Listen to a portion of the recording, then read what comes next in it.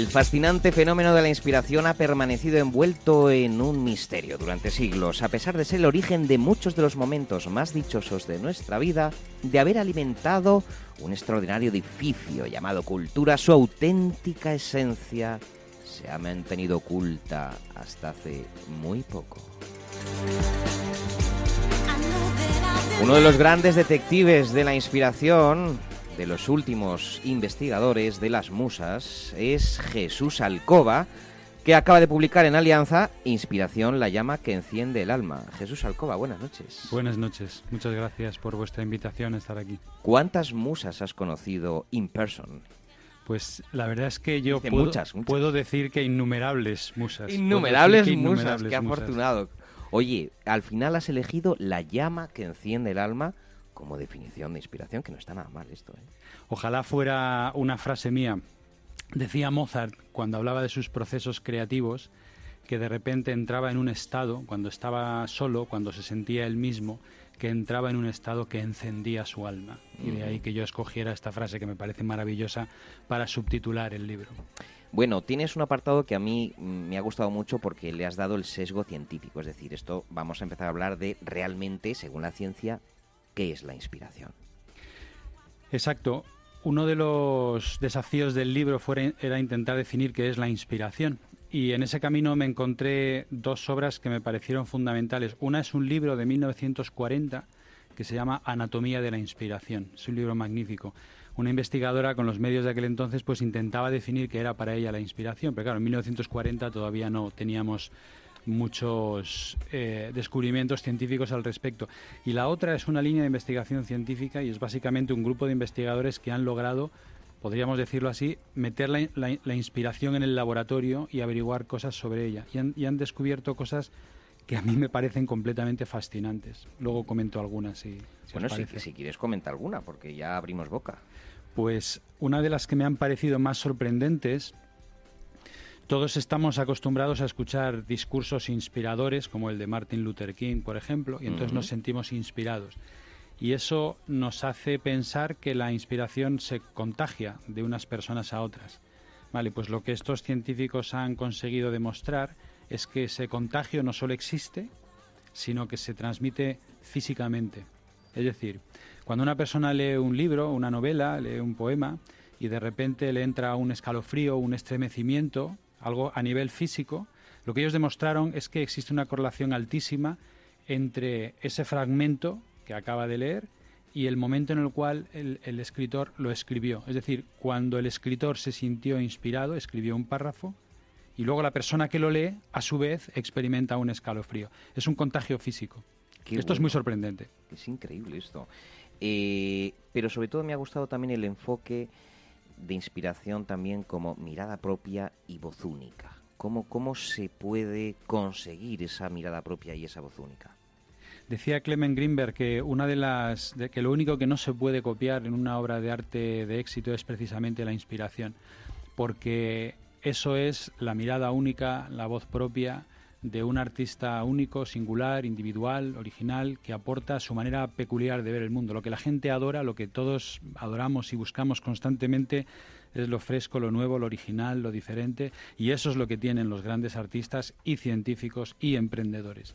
Un amigo de este programa, muy amigo, Alberto Corazón, que veo que además recoge su testimonio, dice, y lo dices muy bien en el libro, repetimos Inspiración, Alianza Editorial, de nuestro amigo Jesús Alcoba, y dice lo siguiente: fragmentos de vida detenida, que además coincide también mucho, él dice, con lo que hace Bergman, con lo que hace Bertolucci, ¿no? ¿Qué es esto de los fragmentos de vida detenida? Alberto Corazón fue una inspiración increíble para este libro.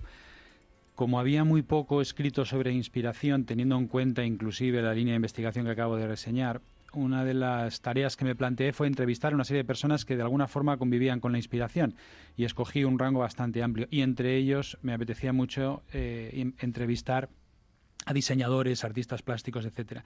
Y ahí encontré la entrevista con Alberto Corazón como algo completamente divino. Él tiene una manera de describir sus procesos creativos y tiene una manera de describir su propia inspiración que es fascinante. Y él dice que en la selva, ahí aparece descrito en el libro, que en la selva hay un momento en que todo se detiene. De repente todos los animales están armando un bullicio ensordecedor y de repente todo se detiene.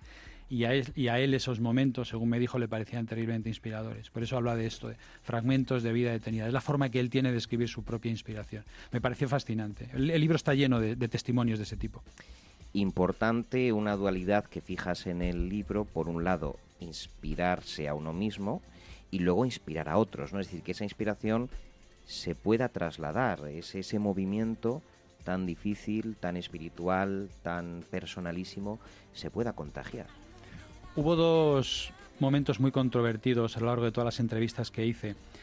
Uno fue, volviendo a tu primera pregunta, si existen las musas o no. Entonces yo preguntaba a mis entrevistados si les parecía que existían las musas, y algunos me decían que por supuesto que sí, que rotundamente, que no había ninguna duda de ello, y otros me decían que no, que esto era un mito y que las musas no existían. Y el otro era precisamente si se puede inspirar a otras personas. Y había algunos que decían que sí, que sin ningún género de dudas, y otros que me decían que no era posible. Y esto fue un hueso un poco duro de roer hasta que al final esclarecer un poco este punto de vista y llegar a la conclusión de que efectivamente sí, hay personas que tienen la capacidad de inspirar a otros, pero no tanto por lo que dicen, sino por lo que hacen. Una de las cosas que aparecía de manera muy clara en la investigación es que el discurso inspirador es la manifestación del líder inspirador. Es decir, cuando realmente estamos ante una persona que es capaz de, con sus acciones y gestos, inspirar a otros, eso lo canaliza a través de un discurso que es el que luego nos pone los pelos de punta. Nos inspira. Háblanos también del experimento de Oman, Flick y Stevens que recoges en tu libro sobre las emociones como moderadoras de la conciencia, ¿no? Bueno, esto es una cuestión un poquito difícil de explicar, pero es muy sorprendente también. Nosotros siempre pensamos que escogemos en qué pensamos, valga la redundancia. Es decir, que nosotros tenemos la capacidad de atender a qué objeto sube a nuestra conciencia, a nuestro pensamiento. Bueno, yo pienso, y no soy el único, que eso no es cierto, sino que hay un proceso más o menos autónomo que, por así decirlo, sube los pensamientos a nuestra conciencia, y esos son las emociones. Y esto lo demostraron clarísimamente en este experimento, en el cual utilizaban una serie de imágenes, y utilizaron imágenes de dos tipos. Había, digamos, un animal amenazador, como podía ser una tarántula, en medio de una serie de flores. Y la otra imagen era la contraria, era una flor entre una serie de tarántulas. Y observaron cómo las personas a las que mostraron estas imágenes atendían más rápidamente a una imagen o a la otra, dependiendo evidentemente de la emoción que suscitaba en ellos, ¿no? Y de este y otros experimentos se concluye esto. Nosotros no somos, yo sé que esto puede parecer un poco inquietante, no somos exactamente libres de escoger en qué pensamos, sino que hay un proceso autónomo que sube los pensamientos a nuestra conciencia. Yo ya sé que esto es muy raro y es muy extraño, es muy inquietante, pero bueno, es lo que defiendo, no solo en este libro, sino en un libro anterior que he escrito que se llama Ultraconciencia. Queridos amigos del Marcapáginas, ¿qué os parece el acercamiento que hace Jesús Alcoba a Inspiración? María, que te gustan las musas un montón y la poesía. Me gusta. Pues en relación a esto que decías de las musas, ¿no? Yo al final me choca, ¿no? Como cuando empezaron a pensar en la inspiración, pensaban que era algo que venía de fuera, ¿no? Que era una inspiración divina, ¿no? Que era algo totalmente ajeno por lo extraordinario que era, ¿no? No sé cómo has pasado de ahí a todo tu discurso, ¿no? Cómo has tomado todo lo que pensaban en la antigüedad, en Grecia, ¿no? Hay un momento en la historia en la cual se produce un punto de inflexión muy importante.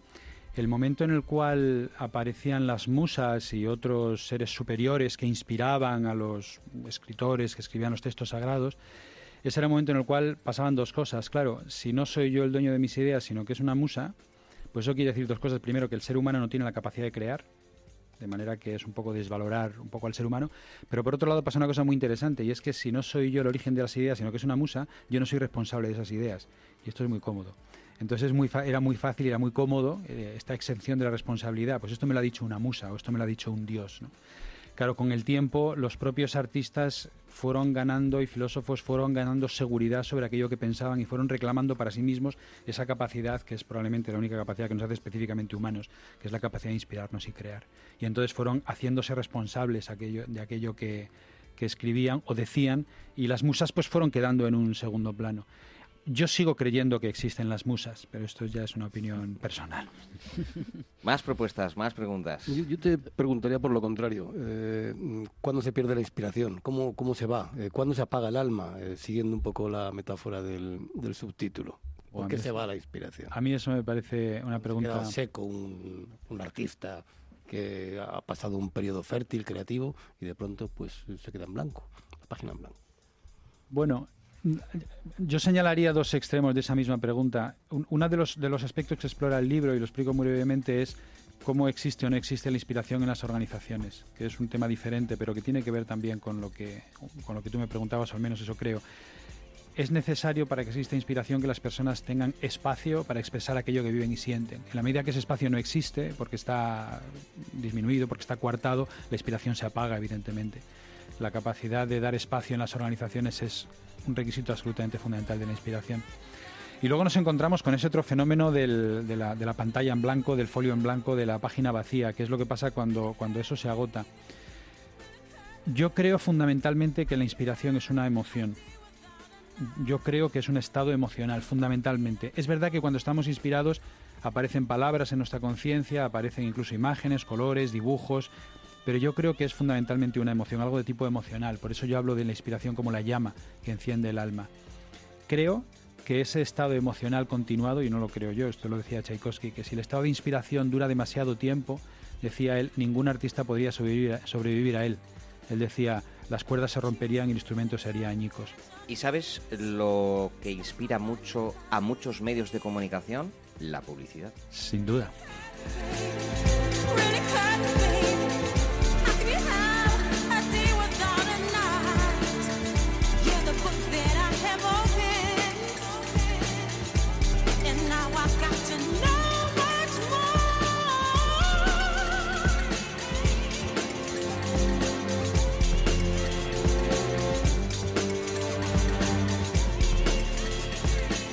Estás escuchando El Marcapáginas con David Felipe Arranz en Capital Radio.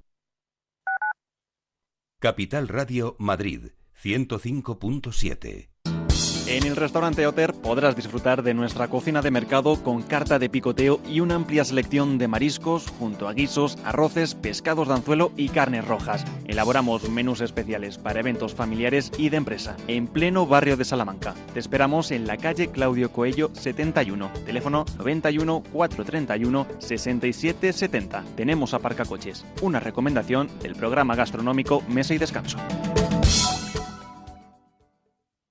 Desde 1839 en el restaurante Lardi apostamos por las auténticas recetas tradicionales españolas. Disfrute de una experiencia gastronómica en el restaurante más histórico de Madrid o en nuestra tienda, donde encontrará una amplia selección en productos delicatessen. Carrera de San Jerónimo 8, teléfono 91 521 33 85. Una recomendación del programa gastronómico Mesa y Descanso. Capital Emocional. Un programa de crecimiento personal en el que lo más importante es el desarrollo de nuestro capital más valioso, las personas. Aprende a vivir en positivo y de manera emocionalmente inteligente. Lidera tu vida y no dejes que sean otros quienes lo hagan. Los miércoles de 1 a 2 de la tarde en Capital Radio.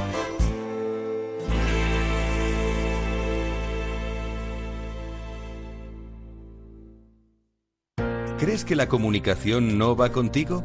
¿Acaso piensas que una pyme no tiene nada que contar?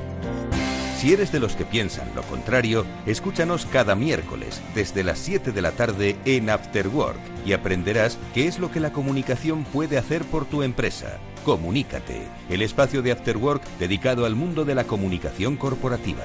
Porque si no comunicas, no existes.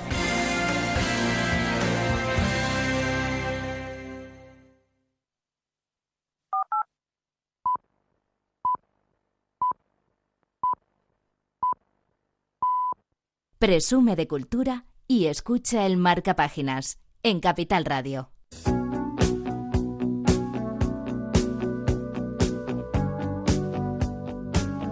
Seguimos hablando de inspiración con Jesús Alcoba, que acaba de publicar este libro, Inspiración, la llama que enciende el alma, en Alianza Editorial. Y estaba en el uso de la palabra nuestro invitado cuando llegó la publicidad.